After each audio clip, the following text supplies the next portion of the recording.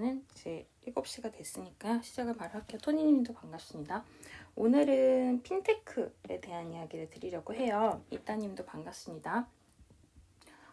사실 그동안의 이야기에서 핀테크라는 단어는 여러 번 등장은 했었어요. 근데 제가 이제 설명한다 하고 조금 일정상 미뤄두었던 것도 있어서 오늘은 핀테크에 대해서 좀 설명을 하려고 하고요.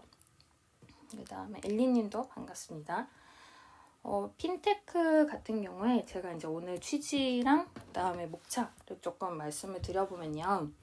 일단은 사실 지금까지 뭐 제가 블록체인 얘기도 며칠 전에 했었고 가상화폐에 대한 이야기도 했었어요.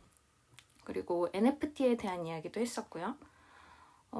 그래서 뭐 블록체인, 가상화폐, NFT 이런 이야기를 할 때 사실 우리가 뭔가 돈이 오간다는 전제하에 많은 이야기를 나눴어요.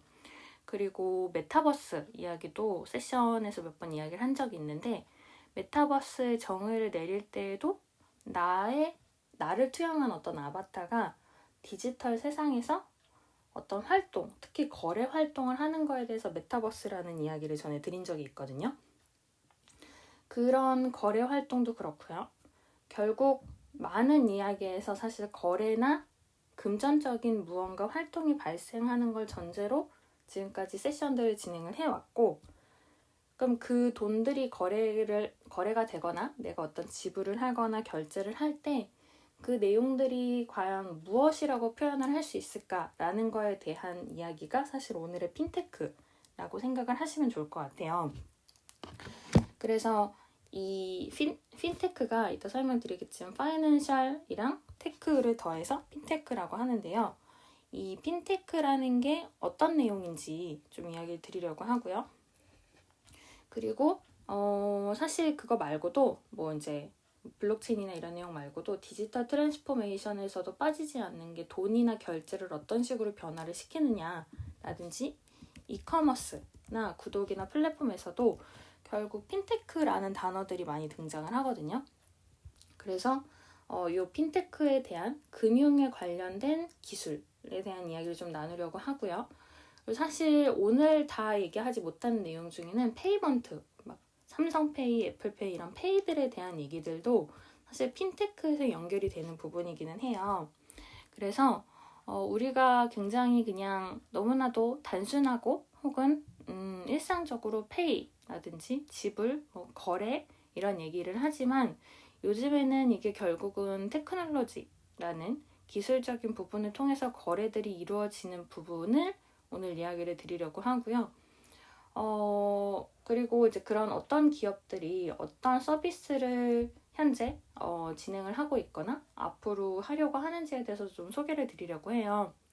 근데 이 개념 자체가 금융에 대한 거다 보니까 사실 꼭 지금 이게 핀테크예요 라고 정의를 하지 않아도 금융에 관련되었으면서 새로운 기술을 넣는다 하면 기본적으로는 핀테크라고 해석을 할 수가 있거든요. 그래서 오늘 제가 미처 이야기를 할 때 이것도 핀테크예요 라고 다루지 않더라도 어떤 내용들은 이미 여러분들이 핀테크를 경험하고 계실 수도 있고 혹은 여러분이 앞으로 구축하려는 비즈니스든 컨텐츠든 혹은 상품이나 서비스든 간에 그런 내용도 결국 핀테크로 직결을 할 수 있다는 전제로 오늘의 이야기를 들어봐 주시면 좋을 것 같아요. 그래서 오늘의 목차는 일단은 사실 제가 보통은 이거 세션 이야기할 때 주식이나 주가 얘기를 많이 하진 않는데 핀테크는 약간 그 얘기가 들어가야 될 것 같아서 최근에 어떤 그런 주가의 변화가 있었는지 거기에서 어떤 핀테크라는 걸 읽을 수 있는지 먼저 살짝 최신 뉴스를 얘기를 드릴 거고요. 그러고 나서 핀테크란 무엇인지, 어떤 개념인지, 그리고 왜 등장을 했고 어떤 장단점이 있는지 좀 핀테크의 전반적인 이야기에 대해서 전반부 얘기를 드릴 거고요. 후반부는 그래서 한국을 리드하는 핀테크 기업이나 스타트업이 어떤 게 있고 메타버스라든지 아니면 투자 관련돼서 어떤 식으로 우리가 바라볼 수 있는지에 대해서 이야기를 드리려고 해요. 사실 뭐 여러분들이 워낙 잘 아시는 핀테크 기업은 토스도 있고요. 요즘에는 뭐 카카오뱅크나 카카오페이나 이런 식으로 뱅크나 페이가 붙는 인터넷상의 여러 기업들도 많이 해당을 하고요. 그리고 사실 그런 규제나 이런 것 때문에 지금 모든 기업들이 아무 때나 이거를 뭐 갑자기 내가 기업을 열었어 이런 거는 금융적으로는 좀 어려운 부분이 있지만 계속해서 금전 거래가 온라인 쪽으로 이동하다 보니까 원래는 오프라인으로 오가는 돈이었더라도 점점 온라인으로 움직일 것 같아요. 많은 부분들이. 그래서 그런 것들을 고려하면서 내가 하는 컨텐츠, 비즈니스, 상품이나 서비스들이 추후에 그런 식으로 결제가 조금 더 온라인화가 더 진행이 된다면 내가 무엇을 생각해 볼 수 있을까? 이런 식으로 접근을 해보게 되면 좋을 것 같아요. 일단은 이제 바로 이야기를 들어가 보면요. 제가 최신 뉴스부터 조금 오늘은 이야기를 드려본다고 했는데 조금 전에 말씀을 드렸는데 며칠 전에 뭐 주식을 하시는 분들은 많이 들으셨겠지만 네이버랑 카카오 주가가 폭락을 했어요. 근데 뭐 그 주식이 어떻고 주가가 어떻고 이전에 그게 폭락을 한 이유는 핀테크 규제합니다. 뭐 이런 내용에서 갑자기 그렇게 주가가 폭락을 한 거거든요. 규제가 들어가면은 당연히 문제가 생기지 않겠냐라고 많은 사람들이 해석을 했던 거예요. 그래서 사실 이 뉴스가 나온 거는 이제 9월 8일이었으니까 그저께였고 그때 이제 네이버나 카카오의 주가가 떨어지는 것을 조금 이제 재밌게 표현한 뭐 짤이나 이런 것들이 인터넷에 쫙 올라왔어요. 근데 지금 근데 오픈 채팅에서 혹시 제가 마이크가 꺼져 있다고 하시는 분도 계시는 것 같은데 다른 분들은 잘 듣고 계신 것 같아서 한번 요거는 네. 스피커나 마이크를 잘 설정해 주시면 좋을 것 같습니다. 이게 제 얘기가 들릴지 모르겠지만 네. 그래서 네이버나 카카오에 대한 짤이 인터넷에 많이 퍼졌고 그래서 사람들이 이게 뭘까 하고 더 관심을 많이 갖게 된 것 같아요. 그래서 이제 핀테크라는 것에 대해서 다시 한번 또 사람들이 돌아보는 계기가 계속 되고 있는데요. 일단 핀테크라는 것에 대해서 규제를 적용을 받게 된다는 뉴스가 떴어요. 그래서 어떤 내용이냐면 이제 금융위원회랑 금융감독원이 금융소비자보호법 이런 거를 회의를 열고 발표를 했는데 온라인 플랫폼에 대해서도 어떤 영업행위가 있었을 때 이거를 광고로 보느냐 중계로 보느냐 이런 내용이 생기고 이런 것에 대해서 그러면 핀테크 기업들은 영업행위를 할 때 이런 자잘한 상세한 내용들을 금융위원회에 등록을 해야 된다라는 이야기가 이제 규제로 적용을 받게 된 거예요. 그러면 이런 내용이 생겼을 때 기업들이 규제가 있으면 있을수록 등록을 많이 해야 되는 거거든요. 뭐 요번에는 이런 일정을 할 거고 요번에는 이렇게 하고 있고 다음에는 이런 일정을 어떤 식으로 광고를 하고 뭐 영업을 하고 소개를 하고 한다든지 하는 부분들을 다 등록을 해야 되다 보니까 그런 부분에서 이제 네이버랑 카카오랑 힘들겠구나 라고 사람들이 생각을 한 거죠. 그러다 보니까 아무래도 갑자기 주가가 떨어졌다는 것 같아요. 그러니까 다른 내용에 의해서 혹은 다른 뉴스에 의해서 주가가 영향을 받는 경우도 있지만 이번 경우에는 이제 핀테크의 규제가 들어간다라고 해서 갑자기 많은 기업들의 주가에 영향을 받은 거예요. 특히 지금 인터넷 뱅킹이나 페이나 블록체인 관련해서 열심히 활동하고 있는 네이버랑 카카오는 특히 문제가 생길 것이다 라고 사람들이 생각을 한 거고 그리고 이 내용은 네이버나 카카오, 즉 네이버페이나 카카오페이 외에도 토스나 그다음에 뱅크샐러드 같은 데서도 많이 문제가 생기게 되지 않을까라고 많은 분들이 생각을 한 것 같아요. 그래서 이 상황에서 네이버나 카카오 주가가 이제 확 떨어진 게 있었고 그래서 핀테크 규제가 뭔가라고 다시 한번 사람들이 생각을 해보게 된 것 같아요. 그리고 이게 결국은 근데 뭐 광고나 이런 얘기이기 때문에 이제 오늘 이 핀테크랑은 조금 또 별개의 이야기이기는 한데 어쨌든 규제가 생기면은 등록을 한다고 아까 이야기를 드렸죠. 그럼 등록을 하게 되면 그 등록하는 정보에 대해서 또 수수료를 서로 주고받게 되거나 하는 부분에서 결국은 금융 관련된 기업들이 가져갈 수 있는 이익이 줄어들 수 있기 때문에 그런 거를 금융 당국에서는 너네 이런 거 잘 꼬박꼬박 해야 소비자를 보호할 수 있어 라고 하지만 핀테크 기업 쪽에서는 우리가 그런 것까지 신경 쓰면은 언제 장사를 하니? 약간 이런 느낌의 대화가 오고 갔다고 보시면 좋을 것 같아요. 그래서 잠시만요. 근데 혹시 지금 카카오 음에서 잘 들리고 계시죠? 혹시 네, 이모티콘 네, 지금 하리님이 계속해서 채팅창에 조금 잘 안 들리신다고 하시네요. 네, 마이크를 조금 음량을 높여보시면 좋을 것 같은데. 네, 그래서 일단은 그런 뉴스가 있었다는 거를 먼저 말씀드릴게요. 그래서 핀테크라는 것이 사실은 지금 한 10년 정도 사람들의 주목을 받고 있는 것 같아요.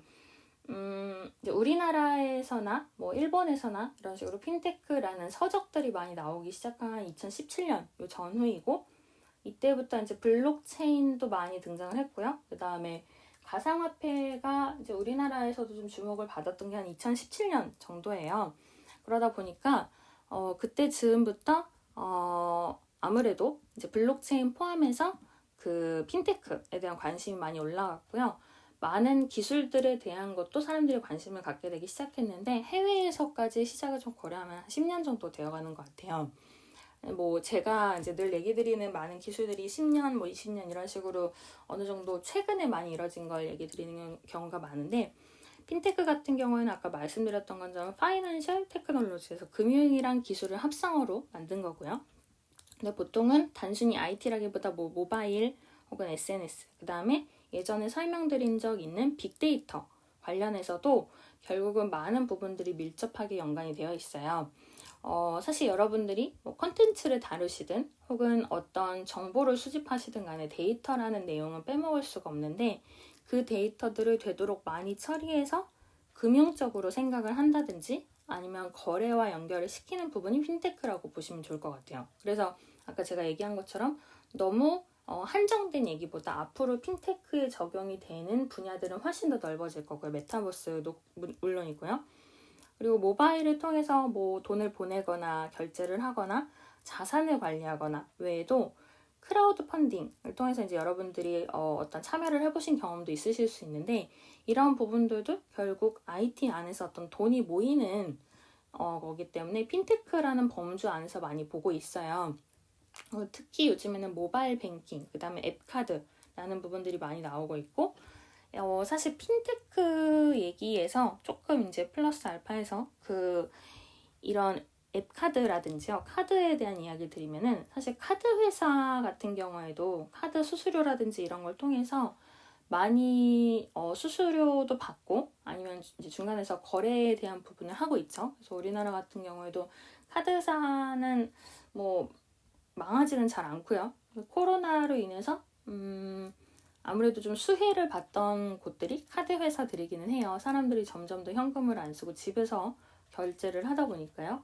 근데 이제 그러면 어느 정도 코로나로 인해서 사람들의 결제가 안정화됐기 때문에 카드가 그러면 갑자기 잘 되거나 갑자기 안 되거나 하지는 않을 거기 때문에 좀 정체될 수 있다. 카드 회사들이 정체될 수 있다라는 시각이 많이 나오고 있는데, 특히나 지금은 카드를 발행을 하잖아요.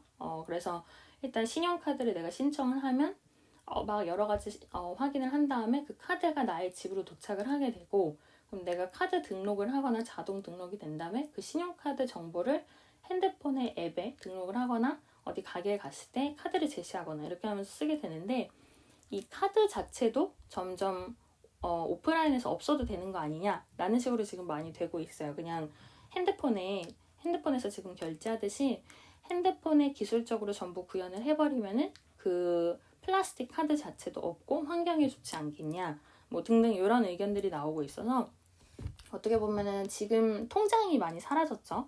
이제는 모바일로 그냥 바로 계좌를 등록해서 할 수 있고, 지금 제가 얘기 드린 것처럼 카드도 점점 오프라인에서 사라지게 될 수도 있을 것 같아요. 몇 년 이내에. 이제 이거는 우리나라에서 얼마나 규제나 혹은 그런 기업들이랑 이야기를 어떻게 나누냐에 따라 달렸는데, 그런 식으로 계속해서 변화를 하고, 여러분 같은 경우에도 제가 이제 자꾸 뭐 10년, 20년 이렇게 단위를 끊긴 하지만 10년 전이나 20년 전 같은 경우엔 당연히 카드로 그렇게 꼭 결제를 하는 게 일반적이지 않았던 게 한 10년 전에는 카드가 일반적이 되고 지금은 핸드폰으로 결제하는 게 일반적이 되는 이 변화들이 사실 전부 핀테크의 과정인 거거든요.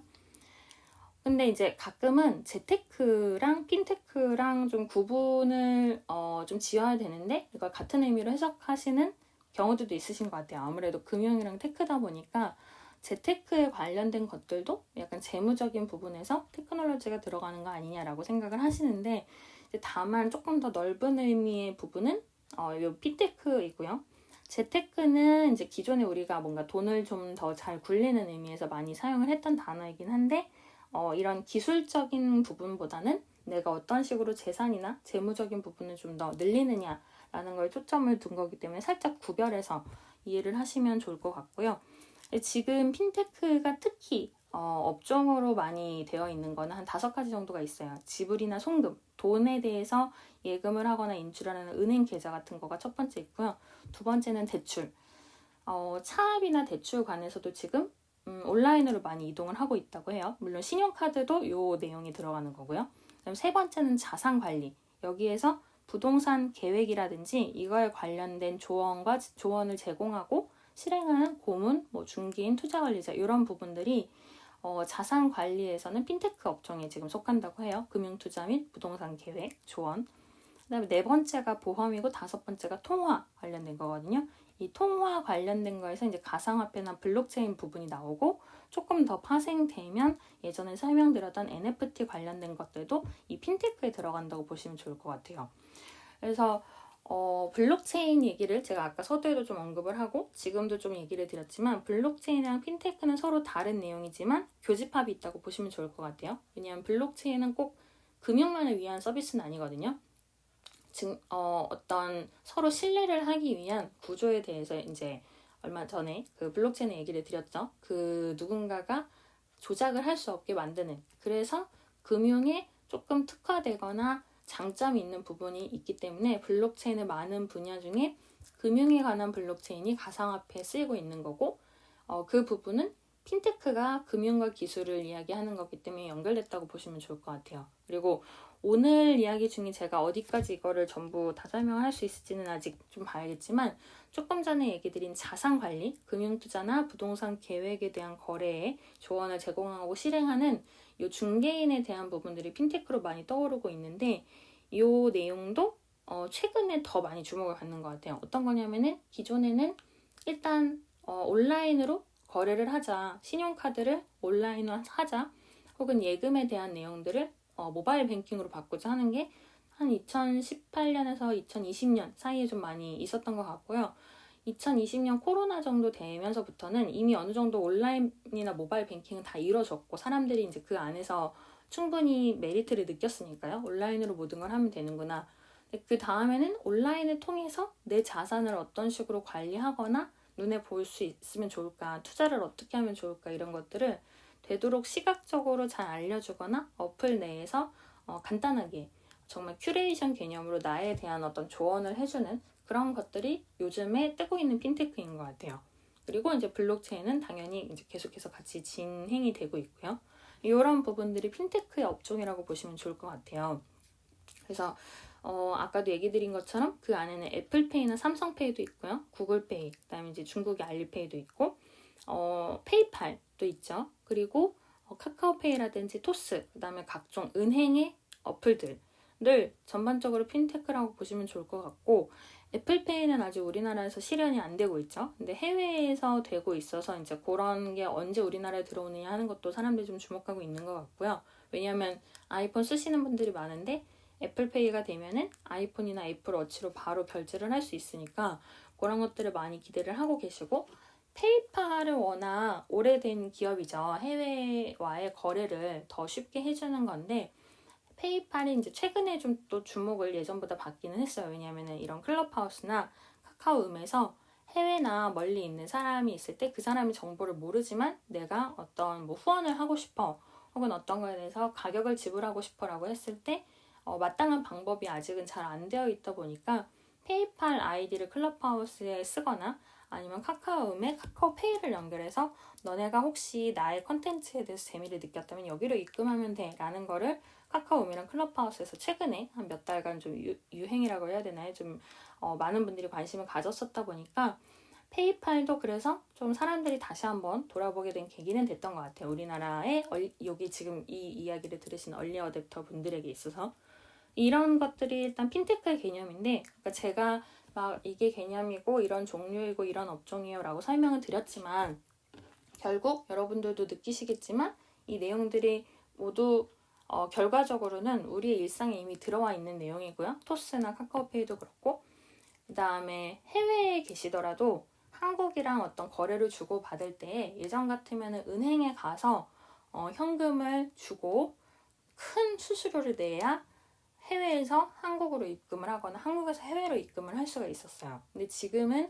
어플들이 나왔고요. 그래서 이제 예를 들면 제가 일본에서 한국으로 송금을 할 때에도 예전 같으면은 은행에 가서 이만큼 돈을 보내주세요라고 하고 종이에 다 기재를 해서 수수료를 얼마를 내고 하는 과정들이 있었는데, 지금은 어플로 한국 계좌, 일본 계좌 연결하면 그 안에서 바로 돈이 옮겨져요. 물론 수수료는 들지만 그런 것들에 대해서 조금 이제 어플들이 우리는 수수료 적어요 하면서 많은 어필들을 하고 많은 경쟁사들이 나오고 하는데, 그렇기 때문에 꼭 한국에 하나지 않더라도 이런 과정은 점점 더 많이 겪게 되는 것 같아요. 핀테크라는 점에서.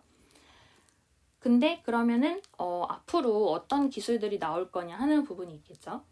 일단은 이제 물론 그런 앞으로 나올 분야에 대해서 여러 기업들이 지금 뭐 열심히 비즈니스 모델도 만들고 서비스도 만들고 하는데, 몇 가지 좀 관심이 집중되고 있는 핀테크의 분야에 대해서, 아까는 업종에 대해서 얘기 드렸고 업종이 아니라 기술적인 분야에 대해서 좀 얘기를 드려보면은, 일단은 빅데이터, 아까도 언급드렸던 빅데이터가 굉장히 주목을 받고 있어요.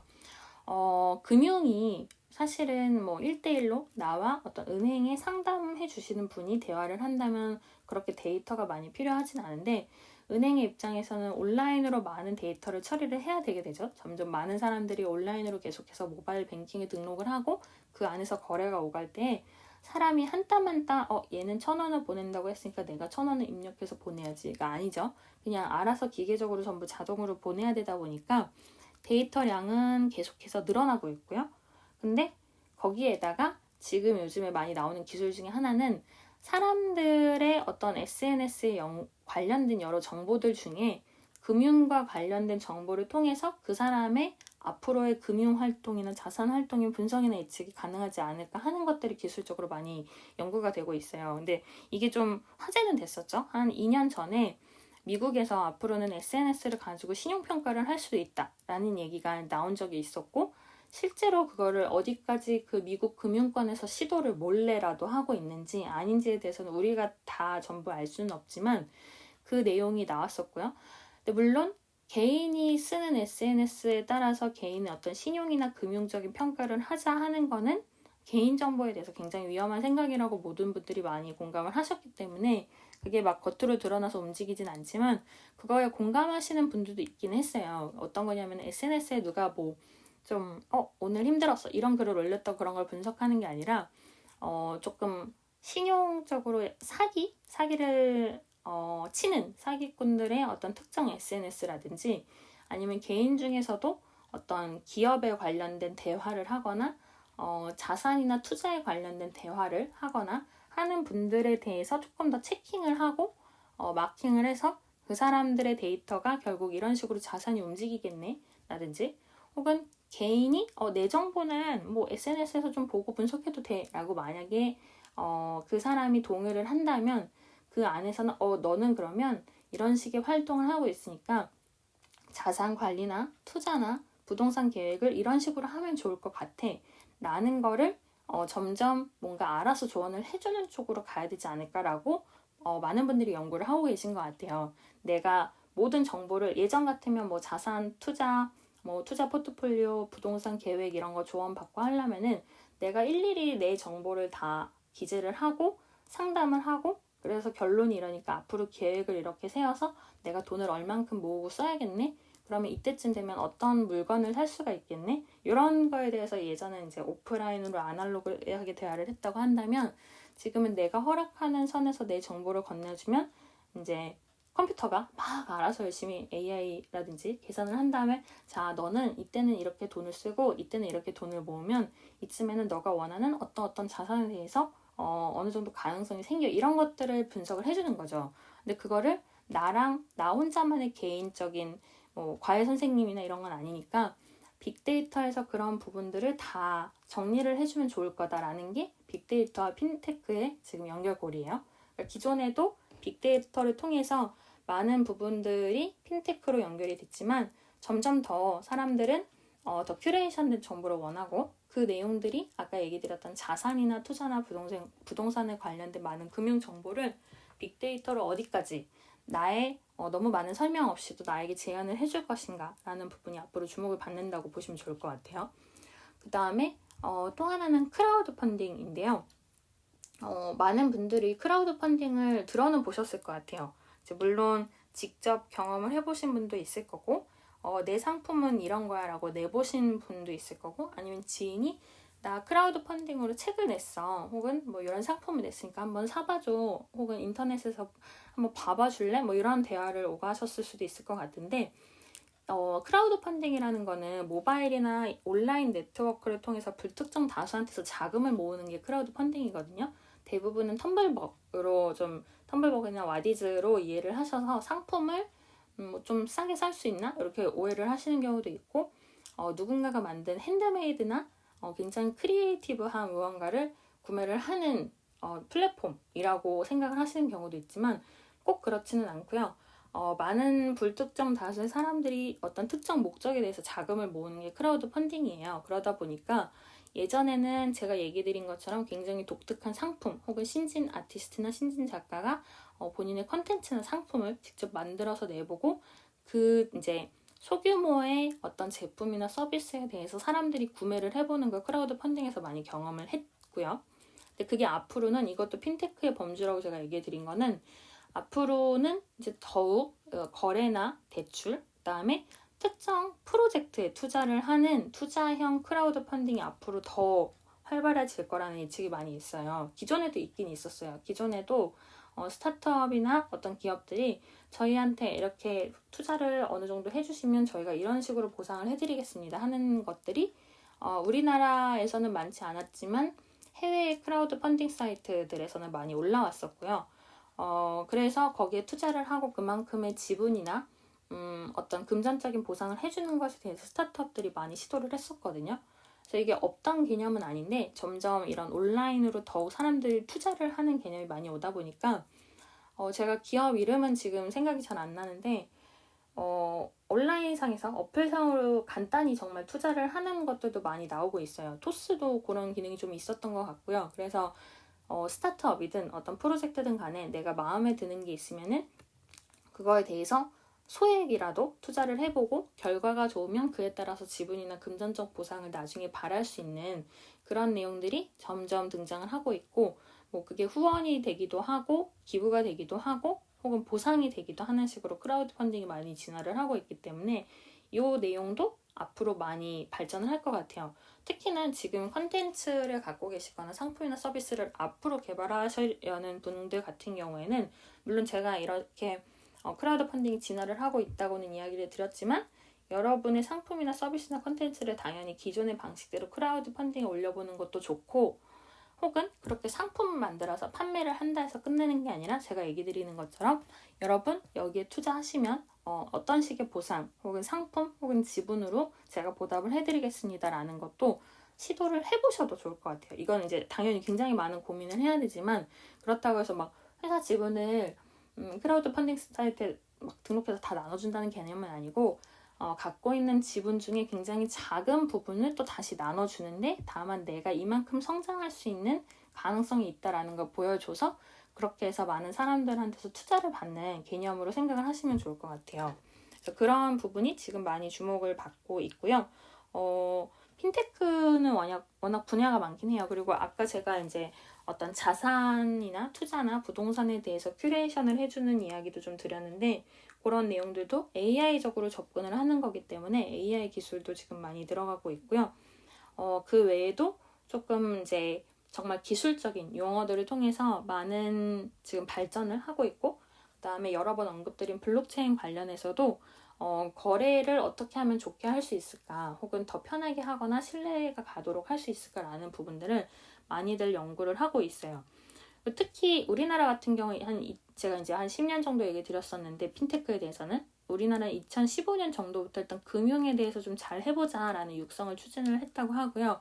그리고 이제 이게 좀 구체적으로 보인 게 제가 아까 드린 2017년, 2018년 정도? 그래서 2018년 정도에는 한국은행에서 금융정보화 추진을 좀 하게 됐고, 그러면서 핀테크라는 단어도 점차적으로 많이 우리가 듣게 된 것 같아요. 특히 이 핀테크에 대해서 국가적인 차원에서 핀테크를 추진을 하거나 지원을 하는 내용은 기대 효과가 한 3가지 정도 있는데요. 첫 번째는 금융이 조금 더 공정하고 효율적으로 돼서 서로 경쟁할 수 있을 것이다가 첫 번째고, 두 번째는 금융의 기술, 이런 핀테크를 통해서 일자리가 창출될 수 있을 것이다 라는 기대가 두 번째가 있고, 세 번째는 소비자가 훨씬 더 편리하고 이용하기 쉬운 서비스들이 많이 나오고, 그러면 오히려 이런 지금 좀 코로나 문제는 있지만 그래도 금융 자체가 기술적으로 발전을 하면 소상공인이나 자영업자도 수수료 부담이 낮아진다든지요. 아니면 개개인들도 아까 제가 말씀을 여러 번 드린 자산 관리에 대해서 조금 더 건전하고 좋은 방향으로 움직일 수 있지 않을까 하는 3가지에 대해서 많은 분들이 기대를 하고 있고, 정부도 그래서 그런 부분 추진을 하고 있고요. 지금 마침 그리고 채팅창에 써니님이 기사도 좀 올려주셨어요. 그래서 제가 이제 아까 얘기 드렸던 내용이랑 연결되는 것 같은데, 금융위원회에서 규제를 우리는 풀어서 핀테크를 키우겠다 하더니 이제 지금은 이제 너네 특별대우 받으면 안 되고 너네도 규제 받아야 돼 라고 얘기를 해서 이제 아까 그런 카카오나 네이버가 갑자기 주가가 떨어지는 이런 내용들이랑 연관이 됐던 것 같아요. 그래서 너무 감사합니다. 이제 써니님이 올려주신 기사도 채팅창에서 보셔주시면 좋을 것 같고요. 참고로 채팅창 같은 경우에는 카카오음은 확성기 버튼이나 제 프로필 통해서 들어오시고, 클럽하우스는 저한테 메시지 주시면 되는데, 이런 식으로 기사도 같이 올리고 있으니까 많이 참고를 해주시면 좋을 것 같아요.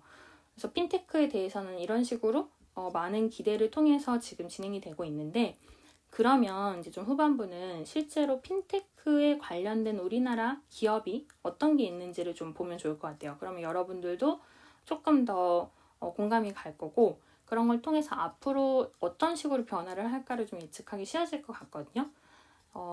물론 오늘 얘기 다 못하면 이것도 2탄을 제가 설정을 해야 될 것 같은데요. 그리고 핀테크에 관련된 투자라든지, 혹은 제가 아까 얘기 드렸던 나의 투자나 자산에 대한 부분들도 점점 핀테크로 많이 옮겨가고 있어요. 근데 이제 일단은 2020년 기준으로 2021년도 이제 한 반 정도가 지났기 때문에 2021년에 대한 분석도 곧 나오겠지만, 2020년 기준으로 한국을 리드하는 핀테크 기업들이 어떤 곳이 있었나를 좀 얘기를 드려보고 싶은데요. 이제 물론 사실 굉장히 많아요. 제가 토스도 얘기 드렸고, 각종 모바일 뱅크도 얘기 드렸고, 여러분이 이제 결제를 하실 때 쓰시는 예를 들면 BC카드 같은 경우에는 페이북이라는 어플을 켜게 되는데, 그런 거라든지 아니면 지갑에 있는 카드를 모아주는 여러 가지 월렛 관련된 서비스들도 굉장히 많죠. 그래서 이런 부분들이 지금 투자가 점점 늘어나고 있고, 오늘 투자를 어디까지 제가 언급을 할 수 있을지 모르겠지만, 어쨌든 핀테크 하면 투자 자체가 굉장히 금액 규모가 늘어나고 있어요. 특히나 아까 얘기 드렸던 것처럼 코로나로 인해서 오히려 결제 시장은 좀 매출이 올라갔어요. 기존에 이제 현금으로 어떤 오가던 내용들조차 전부 인터넷으로 옮겨졌기 때문에 너무너무 그 결제나 이런 게 온라인으로 잘 되고 있고요. 거기에서 우리나라 내에 온라인 결제 서비스도 많이 진화를 했고, 그러다 보니까 이거에 대해서 아예 상장을 하자든지 아니면 서비스를 더 구체적으로 바꿔보자, 개선을 해보자, 혁신해보자 하는 것들이 토스나 카뱅에서 많이 시도를 하고 있는 거죠. 그래서 일단은 이제 여러 가지 기업이 있지만 카카오페이 같은 경우에는 2017년 나왔는데요.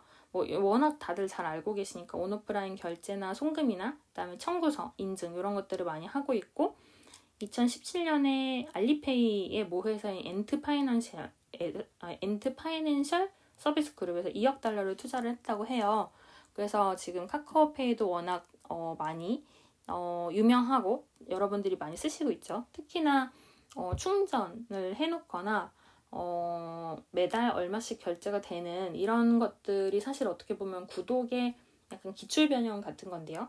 내가 일정 돈을 내서 어떤 서비스가 도착을 하는 게 아니라 미리 내가 돈을 일정하게 내고 서비스가 이 지갑 안에서 숨쉬고 있는 거죠. 이런 것들이 구독의 약간 다른 면이기도 한데 그렇게 해서 많이들 쓰고 계시잖아요. 카카오페이도 그렇고 다른 금융 어플도 워낙 이제 그 충전을 해서 쓰시는 경우들이 있는 것 같고요.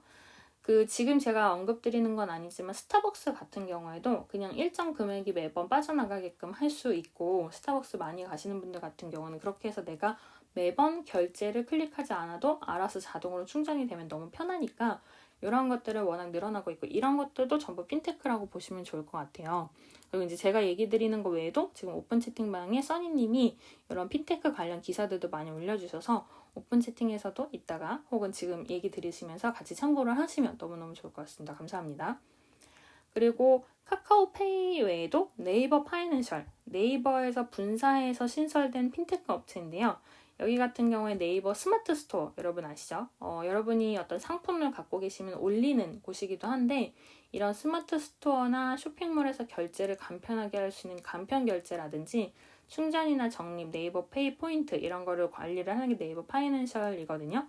카카오페이 같은 경우에는 이제 지난 매출이 1조 4,010억 원이라고 하고요. 네이버 파이낸셜은 이제 지난 매출이 868억 원이라고 해요. 다 큰 금액이긴 한데, 이 정도로 사실 이들이 물건을 파는 게 아니라 서비스를 파는 거잖아요. 우리는 거기에 대해서 어떤 지불을 하고 중간에 발생할 수 있는 아주 미세한 수수료나 틈새를 이 페이나 혹은 모바일 뱅킹에서 가져가게 되는 건데, 그럼에도 불구하고 이런 매출이 막 몇백억, 몇 조 이렇게 갈 수 있다는 거는 그만큼 이 안에 굉장히 많은 거래가 오가고 있고 너무나도 가능성이 많다는 반증이라고 보시면 좋을 것 같아요.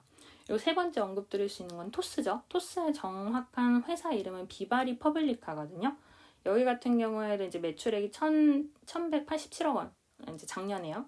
그러니까 막 다들 매출이 굉장히 큰 거예요. 사실 여러분들이 토스나 카카오페이나 이제 네이버 카카오페이나 네이버 페이나 이런 거 쓰시면서 우리가 어떤 수수료를 막 지불을 하는 건 아니잖아요.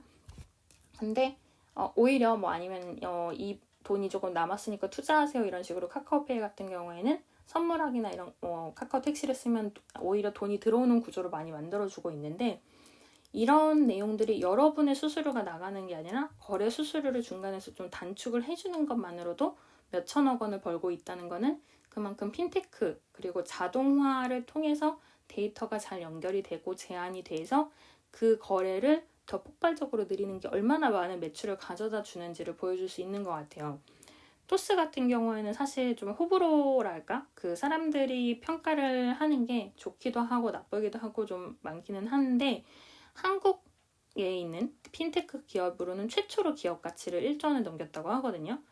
사실 토스가 이제 좀 여러분들한테 많이 유명해졌던 게 두 가지가 있어요. 첫 번째는 엠빵이라고 보통 말을 하죠. 이제 나눠서 분배해서 돈을 내는 그런 거에 대해서 쉽게 돈이 오고 갈 수 있는 거를 만들었고, 그리고 이제 그때에 내가 이 계좌를 뚫을 거야, 계좌를 생성을 할 거라고 할 때 예전 같으면 막 서류를 증빙하고 했던 게 지금 많이 유행하는 거는 1원을 입금해주죠. 내가 계좌 만들면은 인증번호를 지금 통장으로 1원과 함께 보냈어 라는 구조들을 토스에서도 했었고, 이제 그런 부분들이 많은 사람들이 좀 주목을 하게 됐던 것 같아요. 물론 토스가 나왔을 때 토스에서 생기는 그런 간편한 기능들이 토스가 먼저 있냐, 카카오뱅크 혹은 카카오페이가 먼저 있냐 하고 좀 이슈는 있었어요. 근데 결국은 몇 년이 지나서 지금 봤을 때 각자의 색은 좀 다르고 서비스도 좀 다른 상황에서 토스는 토스대로 이미 한국의 최초 핀테크 기업 1조 넘었다, 이런 유니콘 기업이 됐다 하는 것도 있고, 지금 또 많은 서비스들을 계속해서 내고 있죠. 그런 부분에서는 분명히 주목할 만한 포인트가 있는 것 같고, 핀테크를 성장시키는 데 있어서 굉장히 일조를 하고 있다고 볼 수 있을 것 같아요. 네 번째는 두나무인데요. 두나무는 업비트 만든 회사거든요. 제가 블록체인이나 가상화폐 이야기할 때 이런 거래소 얘기도 살짝 언급을 한 적이 있죠. 그 다음에 업비트 외에 빗썸이랑 코인원이랑 코빗이었나 아무튼 세 군데가 같이 지금 이제 합병을 할까 한다. 왜냐면 규제가 이런저런 것들이 계속 나오니까 그거에 대비하는 방식으로 거래소가 셋이서 합칠까 하는 기사도 한 2, 3주 정도 전에 있었는데요. 그런 식으로 거래소들이 굉장히 많이 있고 이런 블록체인 및 가상화폐 거래소들도 데이터, 그 다음에 데이터로 된 화폐를 거래를 하는 거기 때문에 결국은 전부 핀테크의 범주 안에 들어가거든요. 근데 이제 그 가상화폐 같은 경우에는 가상화폐에 대한 규제도 우리나라 같은 경우 2018년부터 많이 이슈가 있었고, 그리고 그 이후에는 이제 거래소들에 대한 이슈가 많이 있었죠. 거래소에서 뭐 이게 뭐 불투명한 거 아니냐, 거래가 잘 되고 있냐 등등 해서 이제 규제가 여러 가지 발생을 하게 됐는데, 그럼에도 불구하고 어쨌든 그런 거래소들이 매출을 내면서 열심히 영업이익을 내고 활동을 하고 있기 때문에 그런 부분들도 핀테크로 보시면 좋을 것 같아요. 그리고 그 외에도 사실 그냥 이제 우리가 바로 공감을 하거나 들어본 적은 없더라도 좀 매출이 높아서 유명했던 몇 가지 기업을 이름만 말씀드리면 웹캐시라는 곳이 있고, 이거는 이제 은행 출신이 만든 핀테크 컨설팅을 하는 곳인데요. 이제 웹캐시라는 곳이 있고, 세틀뱅크라는 게 있어요. 이것도 이제 전자금융을 전부 모아서 보여주는 곳이고, 여기는 뭐 쿠팡이나 이베이나 이런 데들도 제휴를 해서 플랫폼 사업을 하고 있다고 해요. 그러니까 사실 저는 플랫폼 이야기를 플랫폼 비즈니스라는 세션을 통해서 이야기 드린 적이 있는데, 핀테크 같은 경우에도 어쨌든 플랫폼을 해서 많은 서비스가 그 안에 들어오면 좋다고 많은 분들이 공감을 하실 거고, 카카오도 그런 역할을 많이 하고 있죠. 많은 서비스들이 하나의 플랫폼 안에서 공존하고 그걸 통해서 계속 서비스들이 연결되는 그런 구조를 많은 기업들이 추구하고 있다고 보시면 좋을 것 같고요. 그 외에도 뭐 레이니스트, 리치앤코, 아톤, 어니스트 펀드라는 기업도 있고요. 제가 이따 이거 목록은 한번 채팅창에 다시 안내를 드릴게요.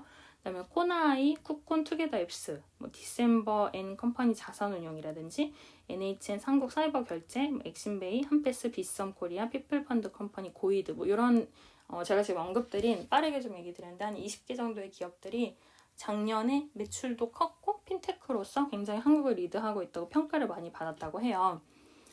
그래서 지금 이야기 드린 기업들 뿐만 아니라 제가 아까 얘기 드린 카드사, 이제 유명한 곳들은 뭐 비자나 마스터카드가 있죠. 이런 데들도 사실 굉장히 많은 발전을 하고 있고, 우리나라 기업은 아니지만 작년 같은 경우에 코로나를 통해서 결제 시장이 많이 늘어나고 좋아지고 변화가 있다 보니까 비자 같은 경우에는 작년 말인가 올해 초 정도부터 우리 가상화폐도 한다라고 뉴스가 많이 났었어요. 그래서 카드사에서도 가상화폐에 뭔가 서비스를 제공하겠다는 데 대해서 굉장히 화제가 됐고, 그거는 결국 가상화폐를 화폐로 인정한다는 얘기가 되는 거거든요. 바꿔 말하면. 왜냐면 카드로 뭔가 결제를 하거나 가치를 환산해서 내용을 할 때는 그 카드를 통해서 거래되는 내역들이 전부 기존의 화폐를 전제로 하고 있다는 전제인 건데, 우리 가상화폐 서비스도 해라고 한 순간 이제 그 가상화폐를 물론 내가 투자 개념으로 볼 건지 뭐 구매를 할 건지 화폐 개념인지에 대해서는 카드사가 정확히 전부 이야기하지 않더라도 가상화폐가 화폐가 되겠구나 라는 기대를 많이 불러일으켰고요.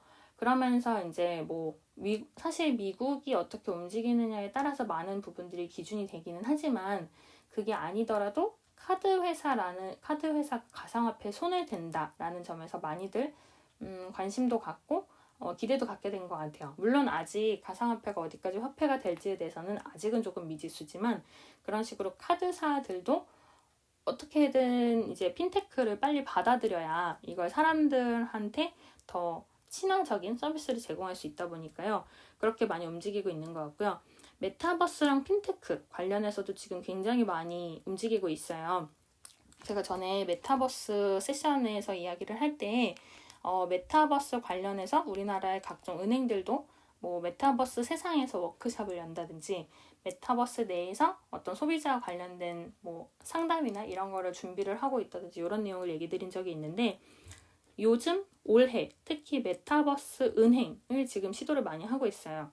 기존에는 어쨌든 메타버스에 있는 서비스랑 금융이 연결이 되면 좋겠어. 이게 이제 기존의 생각이었지만, 지금은 단순히 메타버스에서의 어떤 거래 활동이 은행과 연결되는 거를 더 넘어서서 아예 메타버스 안에서 은행에 가서 예금을 가입하려고 한다든지 하는 식으로 메타버스 공간 내에서 내가 은행을 경험하고 거기서 거래를 하고 하는 부분들에 대해서도 지금 우리나라가 시범 운영을 하고 있다고 해요. 그래서 정식 서비스가 된 건 아니지만 국민은행 같은 경우에도 메타버스 안에 지점을 만들어서 거기서 거래를 하려고 생각하고 있다라는 얘기를 많이 기사에 내놨고, 그다음에 신한은행 같은 경우에도 디지털을 통한 상담을 메타버스에서 가능해지도록, 그래서 예전 같으면 오프라인에서 대면 상담을 했어요. 근데 지금은 코로나 때문에 온라인으로 비대면 상담을 해야 되는데 비대면 상담에는 한계가 있죠. 그러면 메타버스 내에서 내가 실제로 대면을 하고 대화를 하는 것처럼 금융 서비스를 제공을 하고,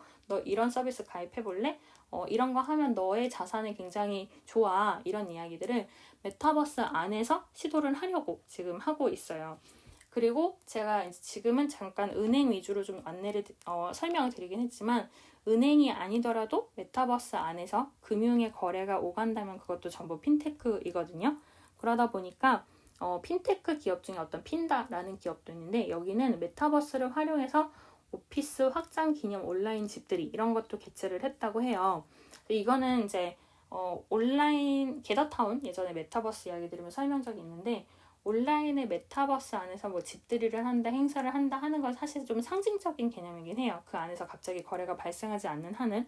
근데 중요한 거는 이렇게 해서 사람들이 메타버스 가서 꼭 돈을 써야 돼 라는 개념이 아니라, 일단 내가 일상적으로 메타버스 가서 뭔가 재미난 걸 경험할 수 있어 라는 것들이 계속해서 주입이 되고 어떤 습관이 되다 보면은 가서 당연히 거래를 점점 하게 되는 거죠. 기존에는 그냥 워낙 화제라고 하니까 한번 들어가 볼까? 라고 생각해서 접속을 했던 것이, 하다 보니까 재밌네? 여기 새로운 아이템이 있네? 내 옷을 좀 꾸며야지? 예전에 싸이월드 미니미처럼 그런 식으로 뭔가에 돈을 점점 쓰면서 그게 결국 핀테크가 되는 거다 보니까 많은 핀테크 기업들이 여러 가지 시도를 하는 가운데 메타버스에 관해서도 시도를 많이 하고 있다고 생각을 하시면 좋을 것 같아요.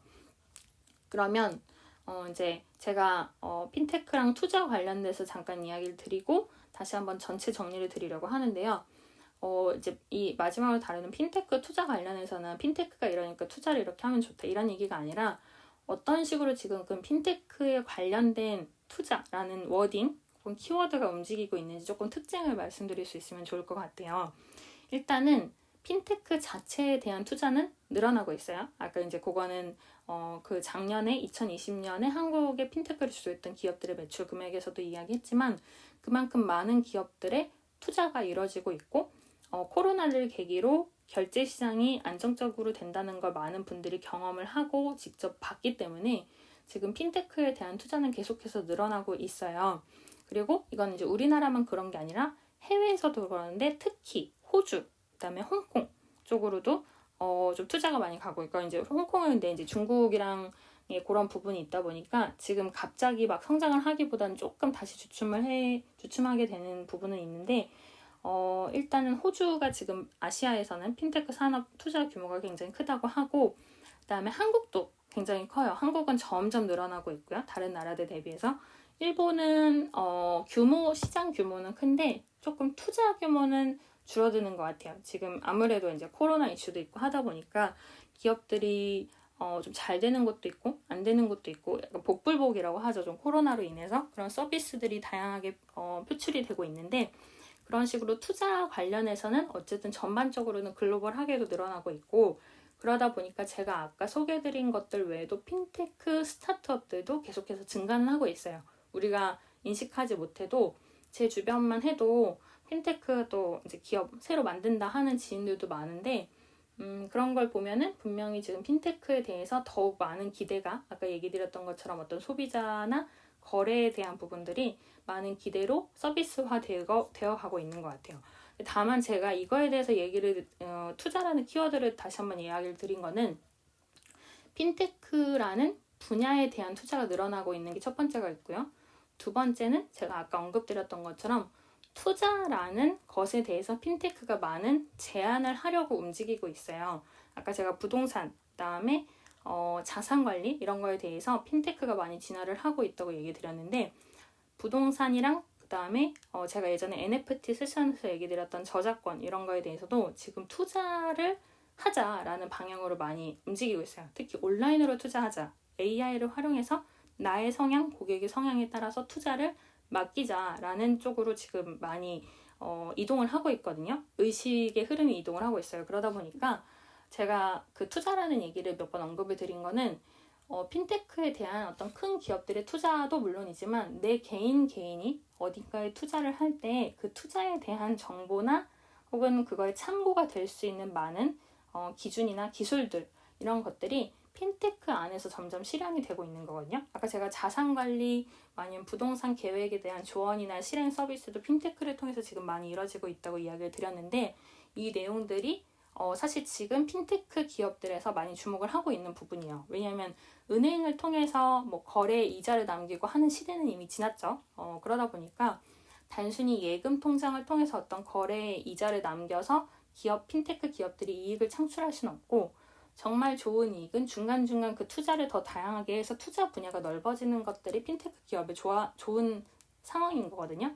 그러다 보니까 내 개인의 취향 혹은 아까 SNS 이야기도 했지만 내가 제공하고 싶어하는 나의 개인 정보들이 있을 때 그걸 보고 너가 투자를 할 만한 곳은 이런 곳이야 혹은 너가 지금까지 이런 투자를 했다면 앞으로는 조금 더 공격적으로 해도 돼 혹은 보수적으로 하는 게 너의 자산에는 안전할 것 같아 라든지 아니면 부동산에 대해서도 기존에는 그냥 내가 이제 여기 지금 리치 판다님도 계시지만 내가 어떤 공부를 해서 이런 식으로 부동산에 대한 투자를 하고 계획을 세워야지 라는 게 기존의 방식이라고 한다면 이제는 그거를 내가 원하는 어떤 정보들을 입력을 하고 거기에 대해서 어플이나 웹이나 혹은 이 AI로 된 어떤 상담원 분이 이거에 대해서 정확하게 나에 맞춰서 제안을 해주는 것들이 이제 핀테크의 움직임인 거거든요.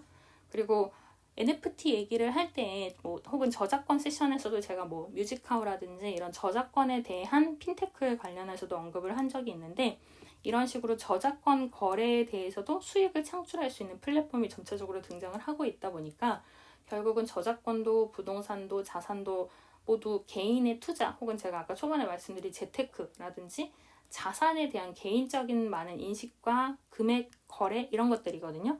이거에 대해서 핀테크가 많이 지금 주목을 하고 있고 그렇게 해서 개개인에 맞는 서비스를 제공하는 것이 핀테크라는 플랫폼이 오래 갈 수 있는 개념인 거거든요.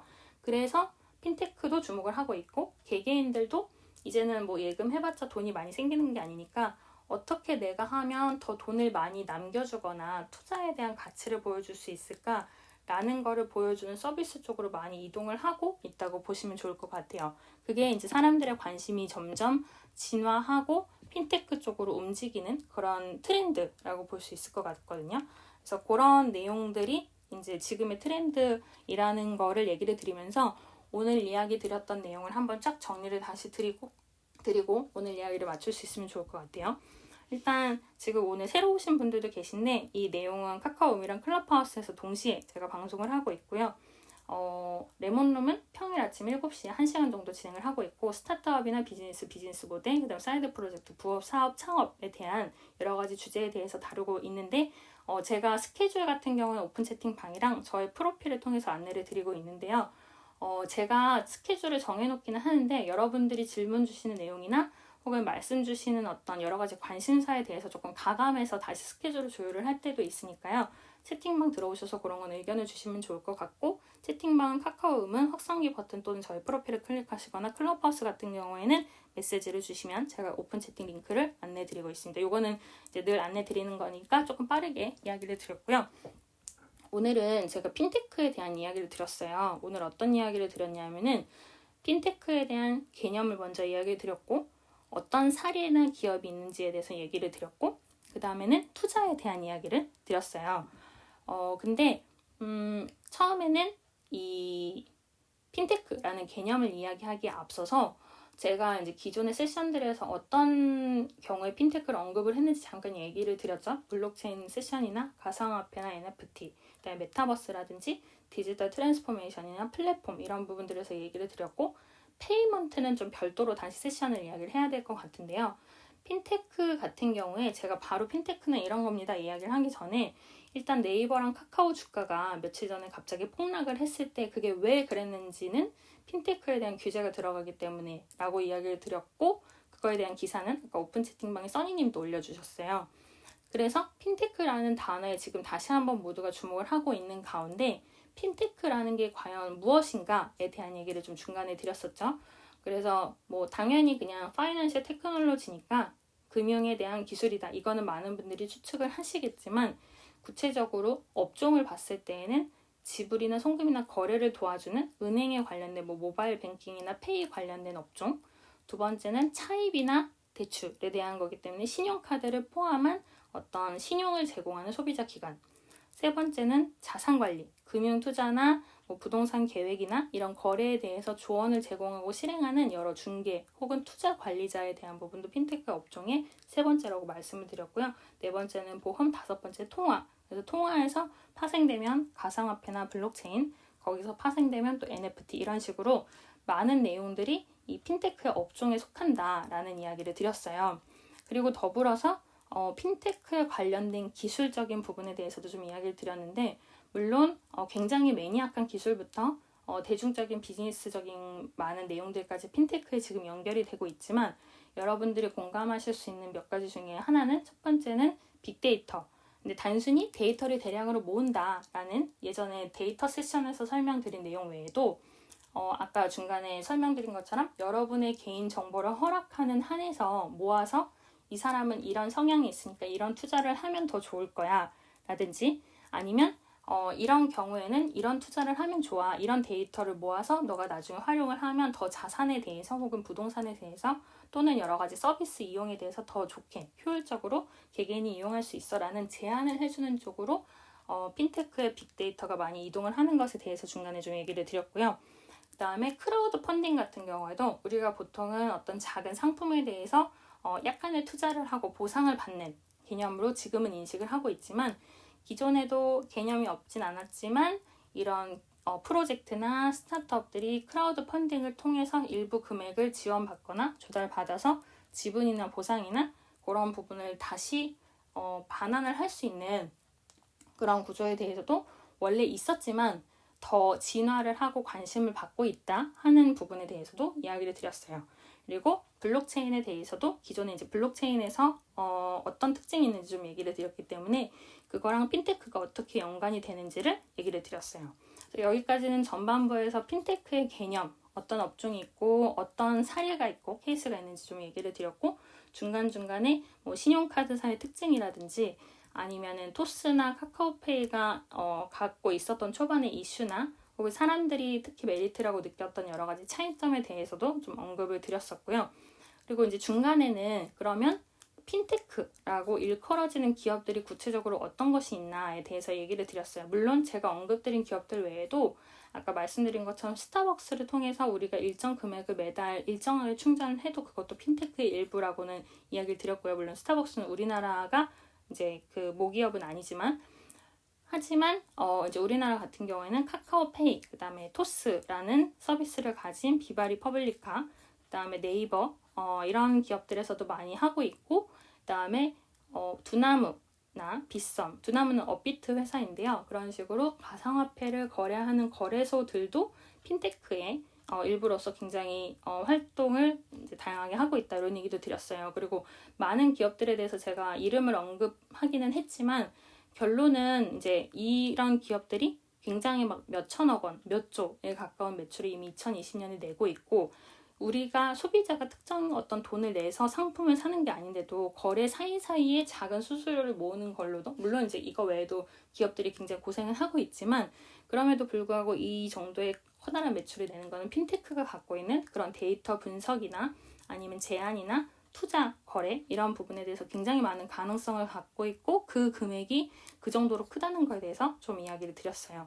그리고 후반부에 제가 얘기를 드렸던 거는 이렇게 해서 이제 여러 기업들이라든지 아니면 핀테크의 트렌드라든지 부분들이 있지만 특히 핀테크 자체에 대한 투자도 늘어나고 있고, 뿐만 아니라 핀테크라는 기술을 통해서 개개인의 투자가 얼마만큼 성장하고 진화할 수 있나라는 부분에 대해서 많은 분들이 관심을 갖고 계시고 실제로 서비스도 그 방향으로 가고 있다는 것에 대해서 이야기를 드렸어요. 왜냐하면 투자만 받아서는 핀테크 기업이 성장을 할 수가 없고, 그리고 예금이나 단순히 거래를 도와줘서만은 그 안에서 발생할 수 있는 수수료의 범위, 규모에 굉장히 한계가 있기 때문에 개개인의 투자를 폭발적으로 도와주고 그 안에서 생길 수 있는 수수료나 혹은 거래적인 이점을 갖고 있으면 핀테크 기업에서 워낙 또 성장을 많이 할 수 있겠죠.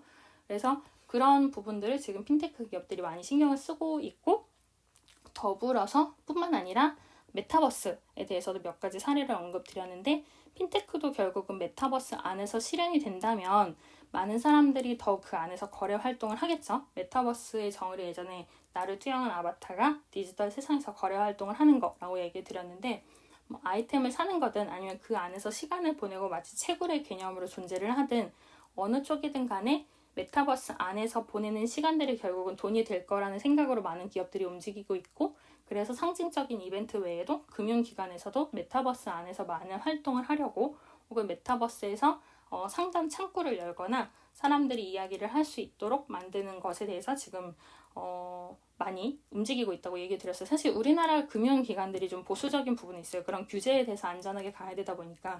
근데 그런데도 불구하고 메타버스 이건 진짜 놓치면 안 된다는 생각으로 좀 예전과는 다르게 금융기관들이 많이 메타버스 쪽으로 들어오려고 노력을 하고 있고, 사실 핀테크 중에서 블록체인 얘기할 때 설명드린 것처럼 은행이라는 어떤 중앙기관이랑은 조금 모순되어 있는 개념이긴 하지만, 그래도 그런 블록체인이나 가상화폐에 대해서 정말 잘 대응하지 않으면 우리 뒤처질 거야 라고 은행들이 많이 생각을 해서 지금 좀 기존의 개념과는 다르게 정말 노력을 많이 하고 있는 것 같아요. 물론 그 노력이 빛을 발할지는 아직 지켜봐야겠지만요. 그래서 그런 식으로 지금 많이 바뀌고 있는 것 같고요.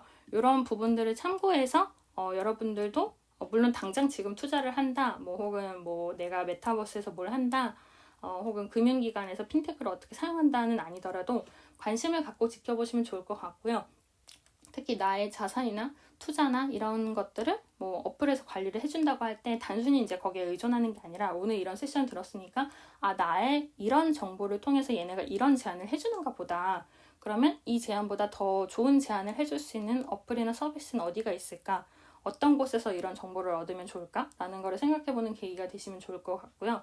그리고 제가 이제 늘 한 1시간 정도 하는 건 한 8시 조금 넘어서부터는 많은 뉴스들을 진행하는 방들이 많이 있기 때문에 그런 데서 또 여러 가지 정보를 수집을 하면서 여러분들 나름의 비즈니스나 비즈니스 모델을 다양하게 고려를 해보시면 좋을 것 같아요. 그래서 오늘 사실 핀테크도 1시간 내에 당연히 다 담을 수는 없다 보니까 제가 얘기를 못 드린 부분들도 있는데, 또 이런 거는 여러분들이 코멘트 주시면은 상황에 맞춰서 2탄이나 3탄 이런 식으로 좀 제가 또 얘기를 드릴 수 있으면 좋을 것 같고요. 그리고 하리님께서 중간에 이제 요거 소리 관련해서 얘기 주셨는데 전혀 죄송하지 않으셔도 괜찮고요. 왜냐하면 이제 지연님께서도 말씀 주신 것처럼 이게 상황에 따라서 좀 소리가 안 들리거나 끊겨서 들리시는 경우가 있으신 것 같더라고요. 그래서 확인해 주셔서 너무너무 감사드리고, 오늘도 아침 이른 시간부터 일찍 일어나시거나 출근하시면서 많은 분들이 내용을 들어주셔서 너무너무 감사드립니다.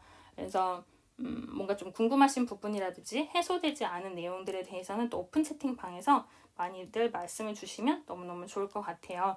그리고 제가 관련한 자료들도 말로 설명하지 못한 보고서나 이런 정보들도 오픈 채팅 통해서 또 공유를 드릴 거니까 같이 참고를 하시면 좋을 것 같습니다. 오늘도 들어주셔서 너무너무 감사드리고요. 건강 조심하시고 밥 챙겨 드시고, 또 다음 방송 스케줄은 오픈 채팅에서 다시 안내를 드리거나 저나 제 클럽을 팔로우 해두시면은 거기 통해서 알림이 갈 거니까 참고해 주시면 좋을 것 같습니다. 그럼 좋은 하루 되시고요. 오늘은 방은 여기에서 닫을게요. 감사합니다. 3, 2, 1